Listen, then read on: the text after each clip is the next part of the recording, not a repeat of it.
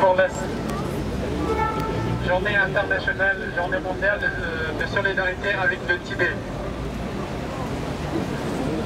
Hommage à Sa Sainteté le Dalai Lama et les malheureusement 95 Tibétains qui se sont immolés au nom de la dignité humaine pour la liberté du peuple tibétain et les droits de l'homme autant qu'un être humain. Nous sommes rassemblés ici parce que aujourd'hui, le 10 décembre 2012, est décrété comme la journée de solidarité avec le Tibet. Et nous sommes très heureux aussi de célébrer la 23e anniversaire du prix Nobel de la paix de Sa Sainteté le Dalai Lama. Et aussi le 10 décembre, il y a 64 ans, la Déclaration universelle des droits de l'homme a été adoptée par l'ONU, mais malheureusement, la Chine, la République populaire de Chine, un des pays membres permanents du Conseil de sécurité à l'ONU, ne connaît pas les droits de l'homme. De ce fait, nous sommes réunis ici en solidarité avec le Tibet. Et je vous remercie d'être aussi nombreux. Donc, par la suite, je vais inviter le président de la communauté tibétaine, M. Tufik Jassala, qui va vous présenter les personnalités ici présentes. Merci.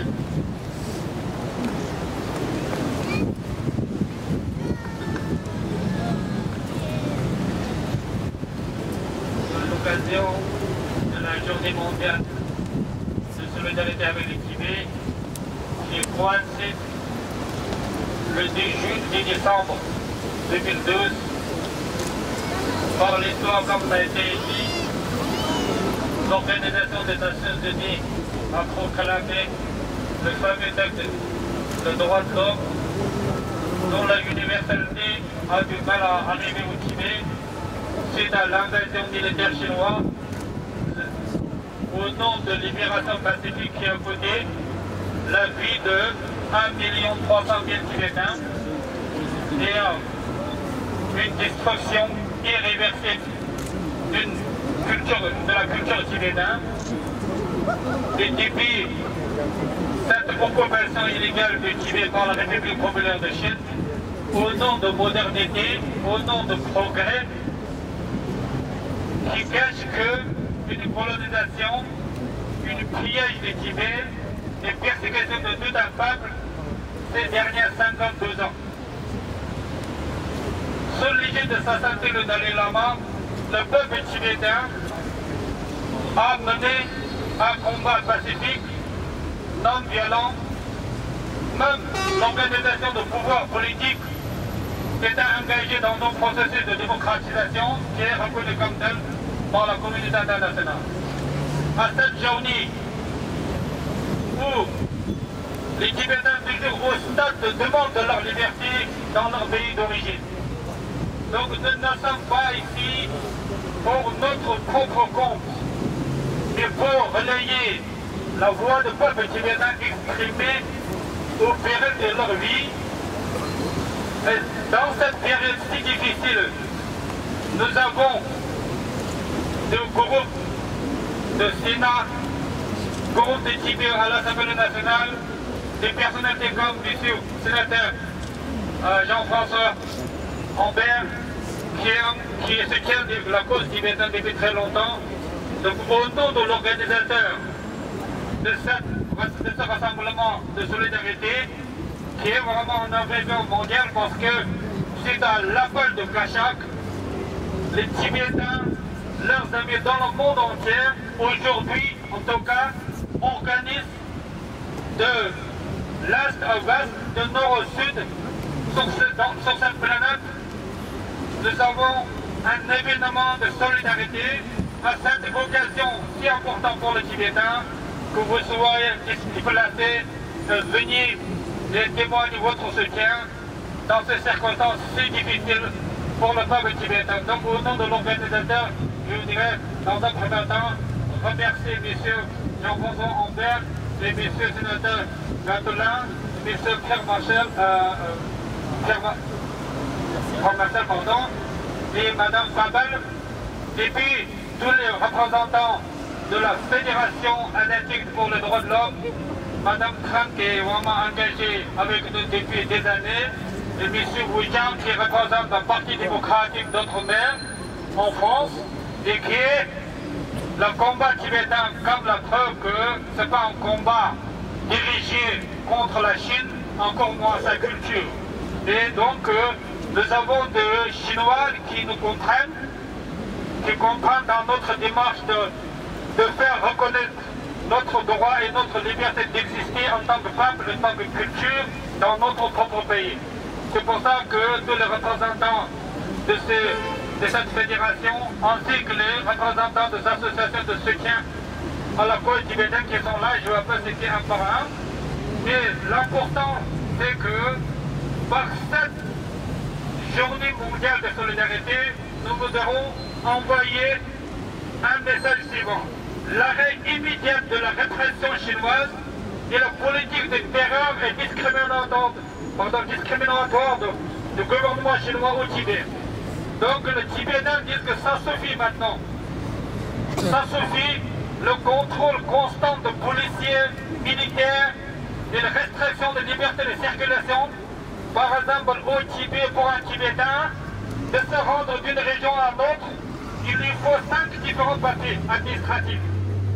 Ce qu'ils n'ont pas demandé pour les Chinois, par le gouvernement chinois. Donc ce sont des éléments vraiment de preuve que la Chine mène une politique de discrimination, une politique de ségrégation.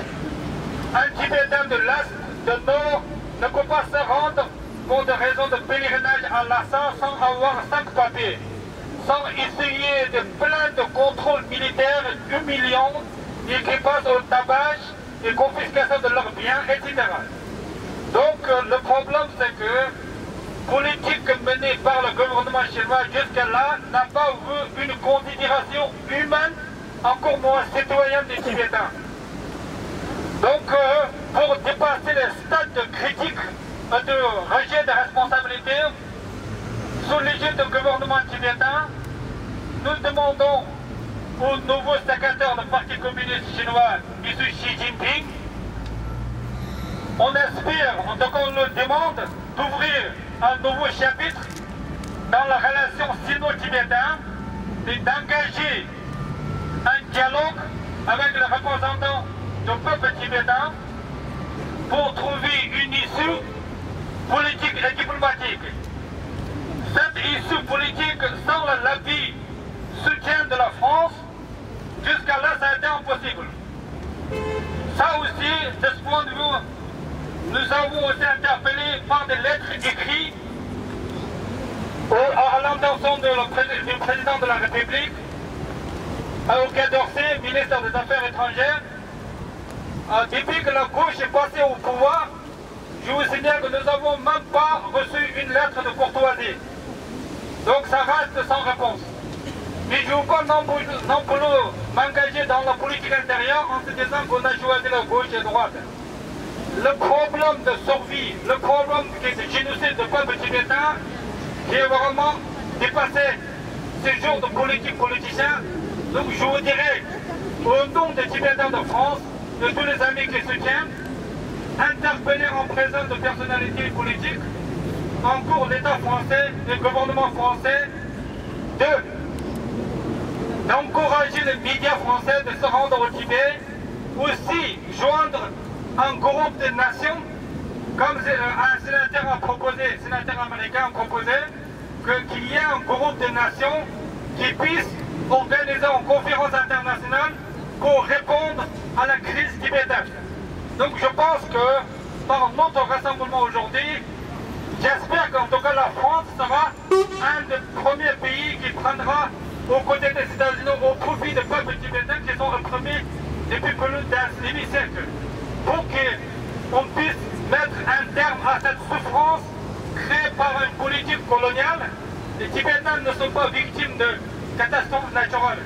Ils sont bien, bel et bien, victimes de répression politique et au service d'un grande ambition coloniale chinoise, malheureusement, qui est animée, représentée jusqu'à là par pouvoir du Parti communiste chinois. Donc nous avons besoin de l'appui et l'intervention de la France pour qu'il y ait un dialogue, comme je vous disais, un dialogue sur la situation actuelle, aussi pour que la situation puisse déboucher sur une solution. C'est pour ça que votre présence, en tout cas, est énormément appréciée. Et donc je vous dirais qu'aujourd'hui, nous ne sommes pas ici de mettre en avant notre personne et notre armée de France. Nous sommes bien, bel et bien acceptés et accueillis en France. Nous sommes là pour représenter la souffrance du peuple tibétain. Nous sommes là pour relayer les aspirations qui sont exprimées par 95 Tibétains qui se sont immolés par le feu pour appeler à la restauration de la liberté au Tibet, le retour des chefs spirituels du peuple tibétain, Sasantu le Dalai Lama dans son pays. Donc je pense que ce sont des volontés qui sont exprimées par le peuple. Donc nous devons faire en sorte d'accompagner le peuple tibétain dans son combat juste, non violent, pour justement faire reconnaître la liberté au Tibet. Donc je pense que vous êtes nombreux ici, en côté des Tibétains, venir à chaque événement que nous organisons régulièrement. Et la dernière fois, au Tibet, nous avons l'honneur d'avoir à notre côté, monsieur sénateur Gatolin. Il a vraiment exprimé une position qui est la sienne et vraiment dans des termes très sincères.